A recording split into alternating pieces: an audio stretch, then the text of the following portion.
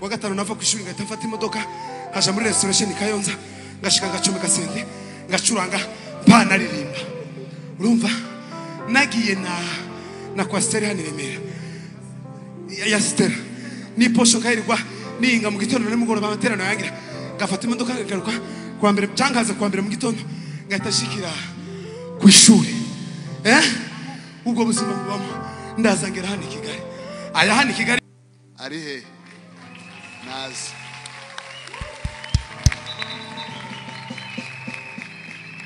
harundi muntu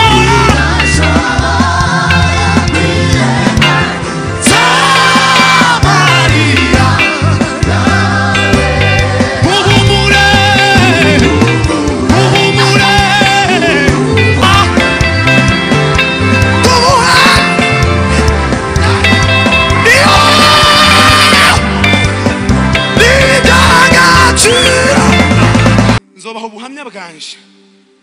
Petit frère ari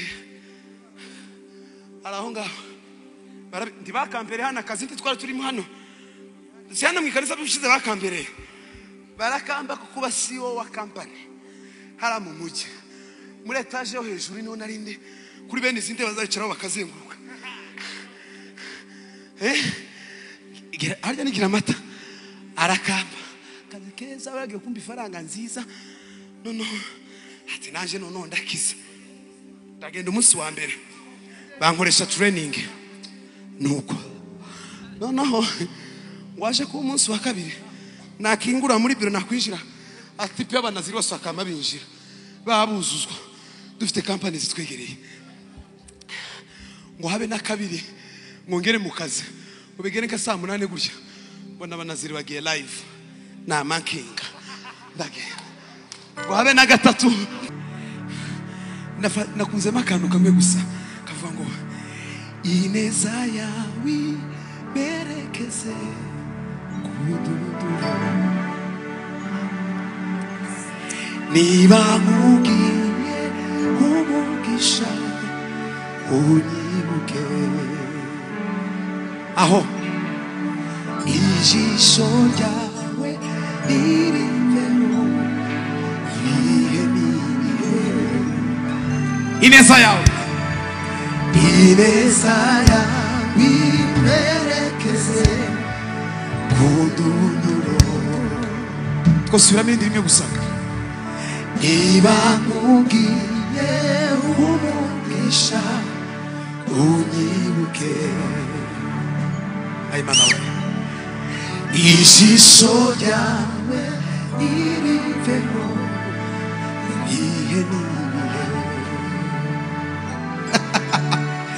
ineza yawe iberekeze kududuro iririze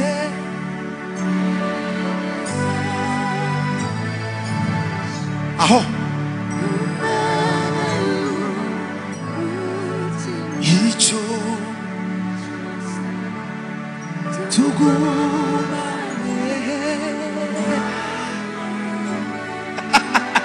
kandi iririze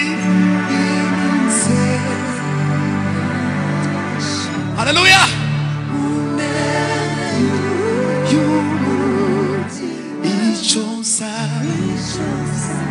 nawe tugumane niba ugiye irindi rimwe gusa iririze aha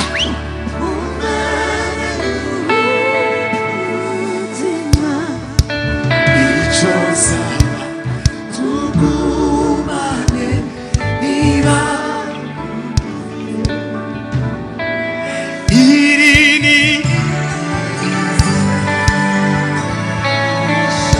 mutima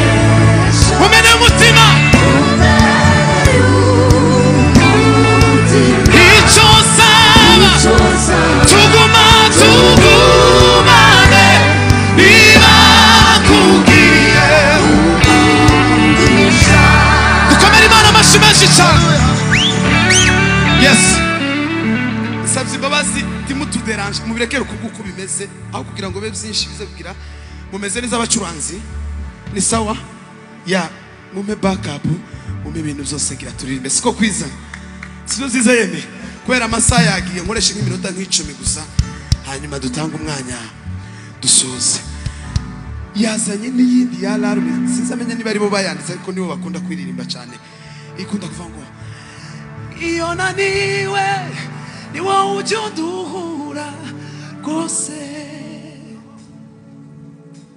Impamvu iyo ndirimbo yaje sinzi umuntu wanyandikiye message nibwo bwa mbere nari nyibonye arambwira ngo tumusengere akeneye umwana amaze imyaka 2 nta mwana arambwira ngo tumusengere muri ako kavesi gato niko nifuje kumusengeramo tumusengere. Bwana sifiwe. Haleluya. Je singiye kuri makabare baririmbye mbere baririmbye neza Imana bamugisha none njewe dusenge kubera ko n'umwanya wa nyuma senge kugira ngo dusoze. Aravuga ngo iyo naniwe ni wowe ujya unduhura rwose. Iyo naniwe ni wowe ujya unduhura rwose. Iyo naniwe ni wowe ujya unduhura rwose.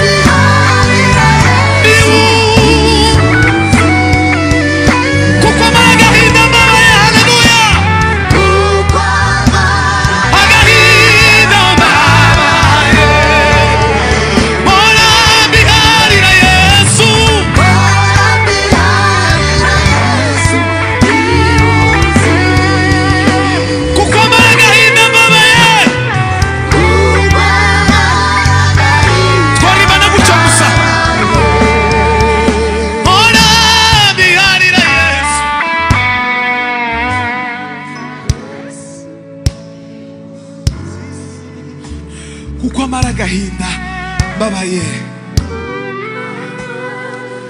agahinda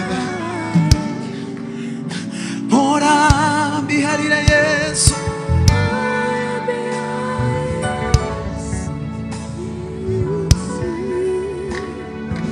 akumara agahinda akumara agahinda akumara agahinda irindi rimwe gusa dusoza mpora mbiharira Yesu. Ese urabyizeye?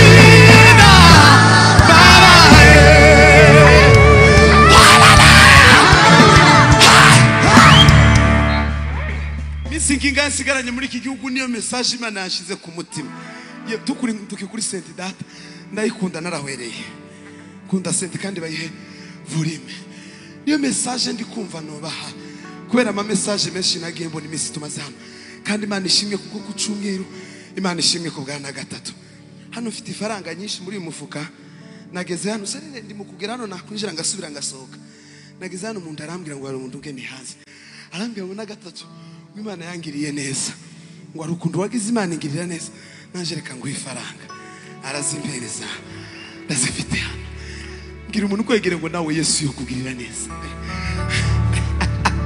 Fatira piano data.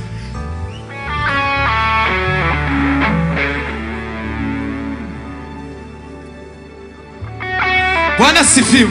Hallelujah. Wenyemerera tukakugirira neza mu minota nk'imikeya cyane. Niyo message ngiri byo nyine minota ngasigaye.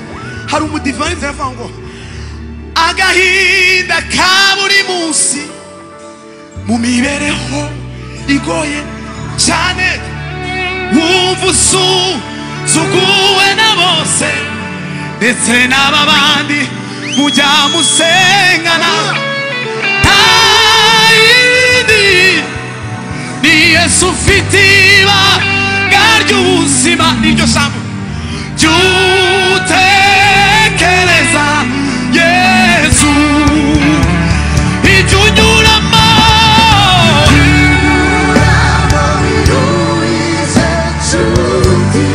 iby'igihe gitoya haleluya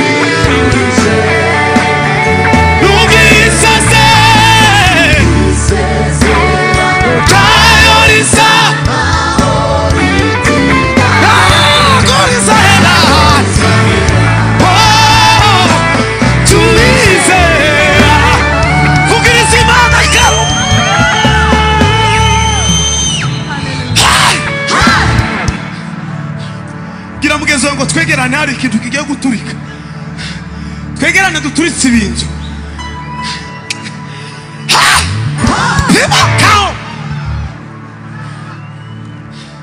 Mana ishimwe cyane muzi ijambo tugiye gutaramiraho tugiye gutaramira ku ijambo rivuga ngo ni Yesu ufite ibanga ry'ubuzima ngira umuntu ukogira ngo ni Yesu ufite ibanga ry'ubuzima ni Yesu ufite ibanga ry'ubuzima ari Mana we hari byinshi uhura nabyo bikababaza umutima wawe watakambira Imana igasa nkaho aho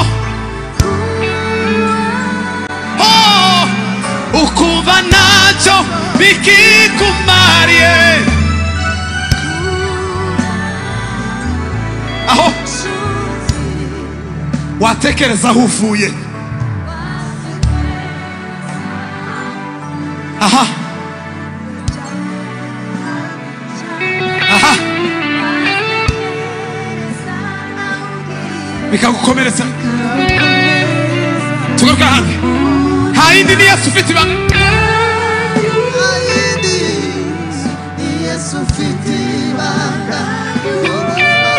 tutekereza Yesu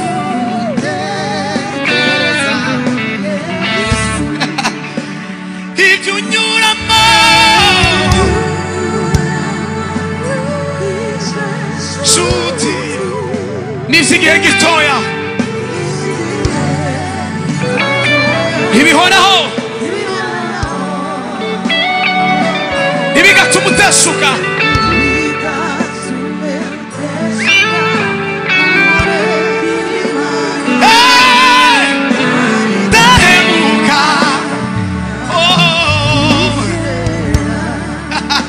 yasezeranye kwizabana nawe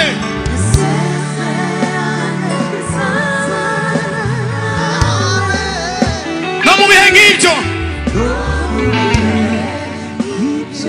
biruhije nubwo isezerano ryayo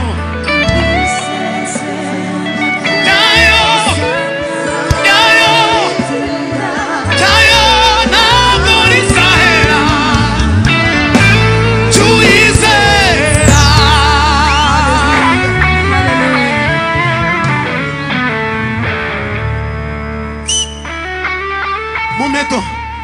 mumeto yes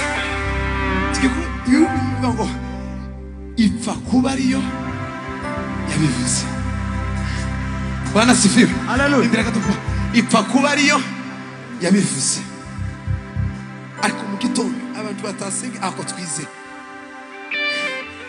Apotre Diaro yavuze ngo byasabye Yakobo kurwana kugira ngo yitwe Israel.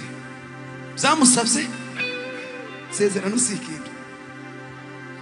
Hari ibyo atari guhabwa kicitwa Yakobo. Yagombaga guhinduka. Imana ikamukora kugira mugenzi wanjye Imana igukorema akazi umugoroba.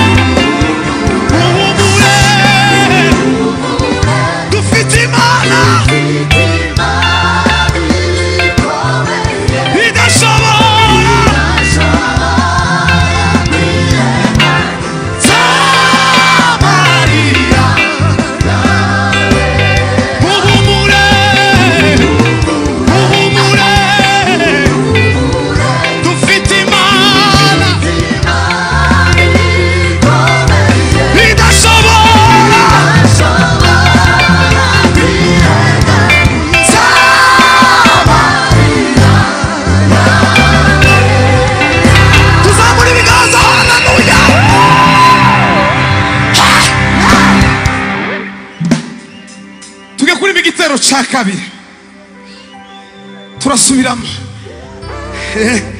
nimara turaririmbiye zambwira abantu kababwira ngo ndi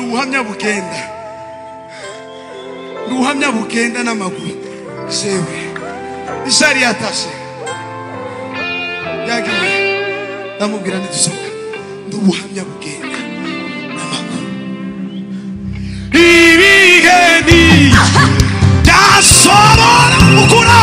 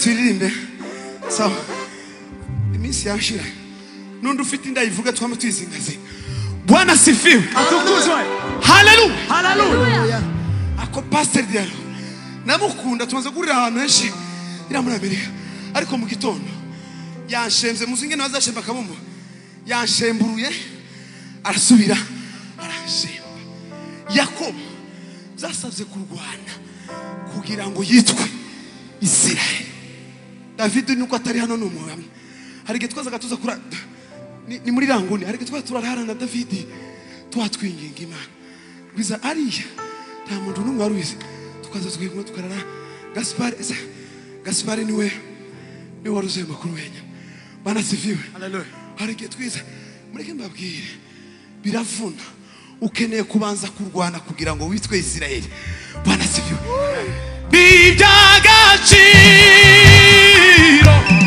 kumugi kabandu ubuhamya bugera bashima bijagaciro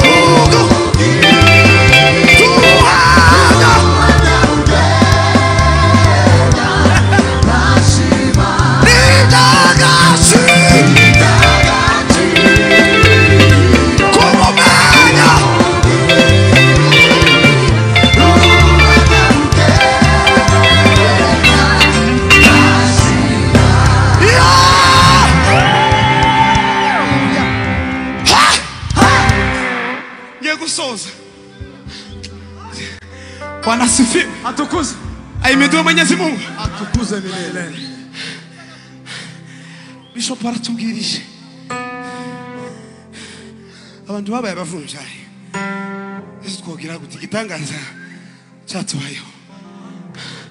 Umuramyi wahatagaragara. Umuramyi wahatagaragara. Kibikayonza nazaganiga muri Yerika kuva kwa mbere kuza kwa gatanu. Kwa gatanu nava ku ishuri ngahita mfata imodoka haja muri restoration Kayonza ngashika ngacome kasende ngacuranga Arariribye.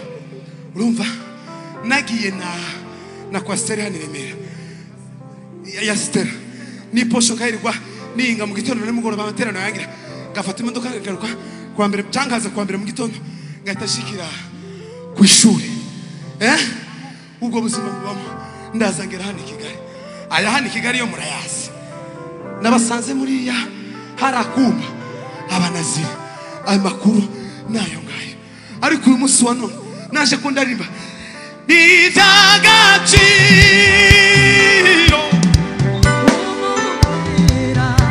Daba kasime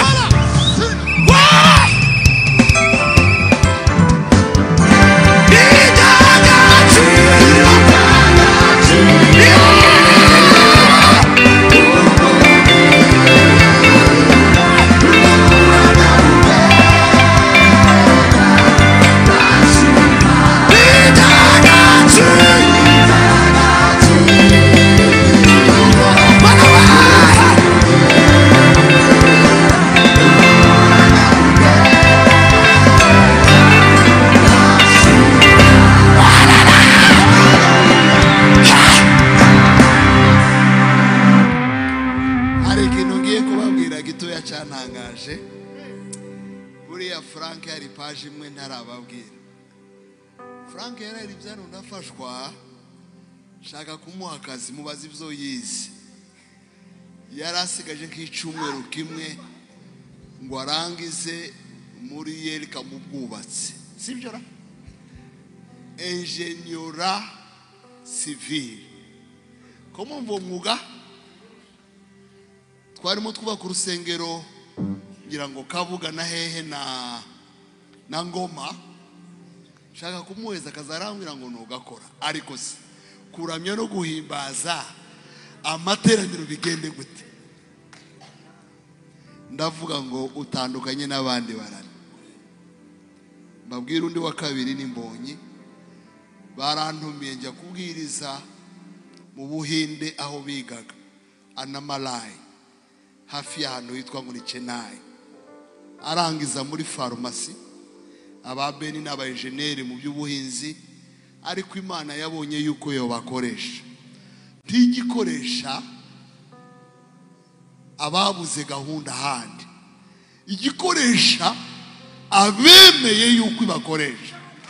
Babwire ntabwo gukorera Imana ari ibintu by'abantu baciriritse, ntabwo gukorera Imana ari iby'abana ni wahandi, ntabwo Imana ari umukoresha mubi. Ntiyo gukoresha ngo nimari kugukamura ikujugunye, tibibaho. None sibise umuntu nankorera, dukomera Imana amashi. Umuntu nankorera. Bamusanze Arizona nyine ameze ukuntu, nanze kuvuga n'ibindi. Naba bameze neza kuko nta Mana irakoresha umuntu wimugire nk'igikatsi mujugunye. Niba Imana wanasifiwe sana. Izaduhemba iyo Mana, izaduhemba nitwakora neza, izaduhemba nitwihangana n'ukuriza, izaduhemba.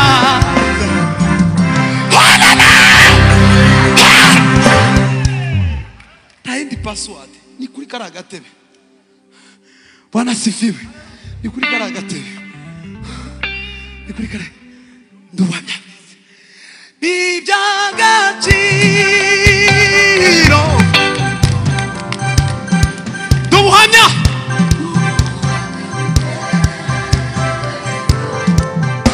twese iby'agaciro kumubwira we.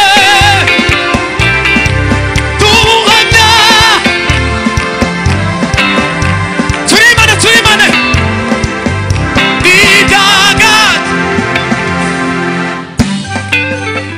kumubwira tuha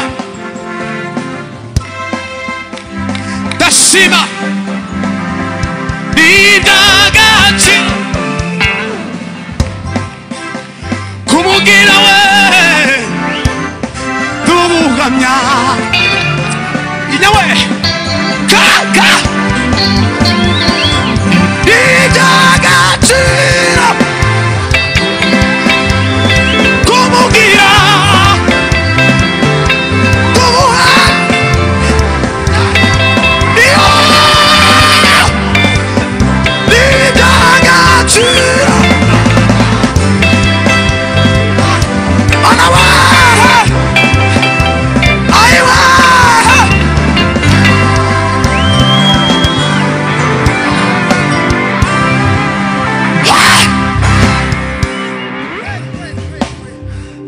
Onuva nobwiriza jewe ningarukana bazovyemera.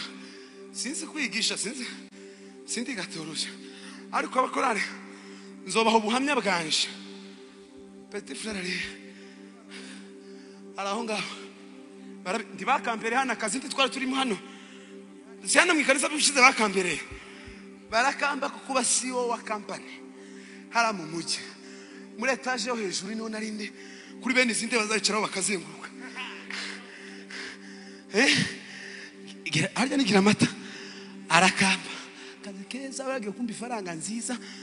Nono ati naje nono ndakize ndagenda umunsi wa mbere bankoresha training nuko noneho waje ku umunsi wa kabiri nakingura muri biro nakwinjira ati pe abanaziri bose akama binjira babuzuzwa dufite company zitwegereye ngo habe na kabiri ngongere mu kazi ubigere ka saa 8 gutya bona abanaziri bagiye live na mankinga ndagenda ngo habe na gatatu ngongere gutya mbona link na manuzi na mankinga na mangenda none ndavuga atakaze abantu bangira ikizere bazongita cyo dashoboye uzureka ndangije ndagenda mfata iminsi 2 ndasenga bazimana ndabibaza ngo mama kano kazi uretse gushaka ipesa cyane aka kazi kari muri gahunda yawe nirambwira ati ibi ngibi wazanye ni ibyawe jewe naguhamagaye microphone nigeze kubabwira ubushize ndabwira ngo aho kugira ngo iyi ngiyi nyiguhe aho kugira ngo wonyica aho kugira ngo unyake microphone wonshinje ugahitwara napfuye nagiye kuko uyu nguyu niwe jewe navuye muno Fred ibanga rya twebwe kandi twahimbye indirimbo ngo situzamure nk'abandi ngo tubabasitari naha twazamukiye kingi igeze kuvuga ngo ni wibagirwa imbaraga zakugize uriwe ngo uzaburi mu manege kwa wasubira iyo wavuye titwara duhimba ngo tugire ameni ameni dumwana amen amen amen niwe tuzamura ibiganza gutya amen amen niwe amen niwe dumwana ai amen amen amen amen niwe amen dumwana Bwana sifiwe paseri sinzwa abahungu bomanuka ntabwo ari ugukunda umwanya hari umuntu uri kunyandikira ngo arashaka gukizwa hari umuntu unyandike n'uwo message narimo nyibona nazi umuntu ushaka gukizwa no kubatizwa wanyandikiye atambuke sibyo ambwiye ko arimo hano niba hari uwo nguwo cyangwa nundi waje anyandikiye message ambwira ko ari hano arahari nta mwanya dufite umuntu unyandikiye kuri message azi ari he nazi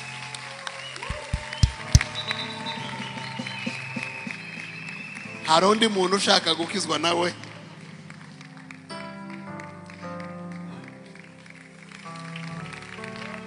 hari undi muntu ushaka gukizwa sinzi uwo muhaye nimero yaje ni ubwa mbere mubonye